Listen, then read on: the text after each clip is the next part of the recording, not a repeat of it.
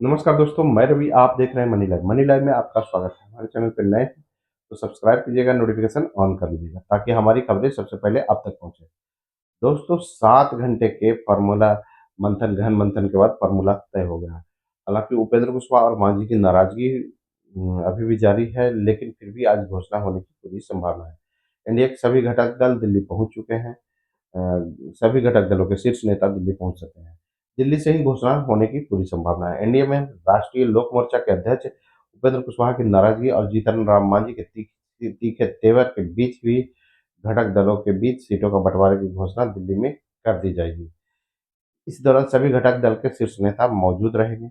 इसमें शामिल होने के लिए शनिवार की देर शाम जदयू के कार्यकारी अध्यक्ष संजय झा और वरिष्ठ नेता केंद्रीय मंत्री ललन सिंह दिल्ली पहुंच चुके हैं। एनडीए के अन्य घटक दल लोजपा रामविलास के अध्यक्ष राष्ट्रीय अध्यक्ष चिराग पासवान, हम के सुप्रीमो केंद्रीय मंत्री जीतन राम मांझी, राष्ट्रीय लोक मोर्चा के सुप्रीमो उपेंद्र कुशवाहा पहले से ही दिल्ली में है। इधर शनिवार को नई दिल्ली में सीटों के शेयरिंग और उम्मीदवारों के चयन को लेकर जो है भाजपा के राष्ट्रीय अध्यक्ष जेपी नड्डा के आवास पर पार्टी की कोर कमेटी की बैठक भी हुई, जो कि लगभग 7 घंटे चली। माना जा रहा था कि इसमें एनडीए के सहयोगी दलों के बीच सीटों के बंटवारे को अंतिम रूप दे दिया जाएगा।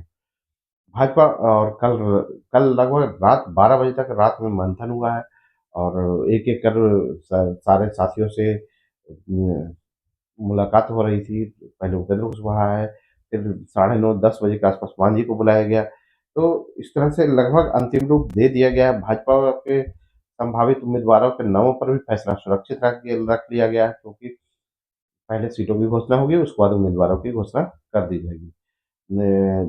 जो उपेंद्र कुशवाहा हालांकि नाराज बताए जा रहे थे, वो जेपी नड्डा से लगभग 1.5 घंटे की बातचीत के बाद लगता है कि उनको समझा दिया गया है, उन्हें मतलब कि कन्विंस कर लिया गया है। राष्ट्रीय लोक मोर्चा के अध्यक्ष उपेंद्र कुशवाहा एनडीए का जायका यह कहकर बिगाड़ दिया कि सीटों को बंटवारे के लेकर जो खबरें चल रही है वह गलत है, बातचीत अभी अधूरी है। एक्स पर कुशवाहा ने लिखा कि इधर उधर की खबरों पर मत जाइए, अभी वार्ता भी पूरी नहीं हुई है। इंतजार कीजिए कि मीडिया में ये सब जो खबरें चल रही है इससे मुझे नहीं पता, इसके बारे में मुझे नहीं पता। अगर कोई खास खबर कोई प्लांट कर रहा है तो ये छल है, धोखा है। आप ऐसे लोगों से सजग रहिए, क्योंकि मैंने इस पे सहमति अभी नहीं दी है। और पटना में उन्होंने ऐसा कहा, अब बातचीत का अगला दौर दिल्ली में ही होगा, यह कहकर वो दिल्ली चले गए। उपेंद्र कुशवाहा ने जेपी नड्डा के आवास पर लंबी बातचीत की, 1.5 घंटे तक चली और कुशवाहा की नाराजगी दूर करने की कोशिश की गई। हालांकि उन्हें 6 सीटें देने की बात कही जा रही है, उस पर राजी होने की बात कही जा रही है, क्योंकि उनकी मांग 15 से 20 सीटों की थी।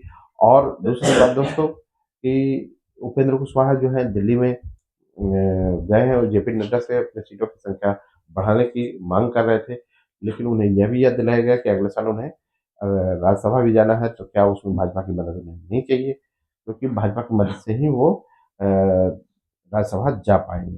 भाजपा के राष्ट्रीय अध्यक्ष जेपी नड्डा से केंद्रीय मंत्री जीतन राम मांझी की भी मुलाकात हुई।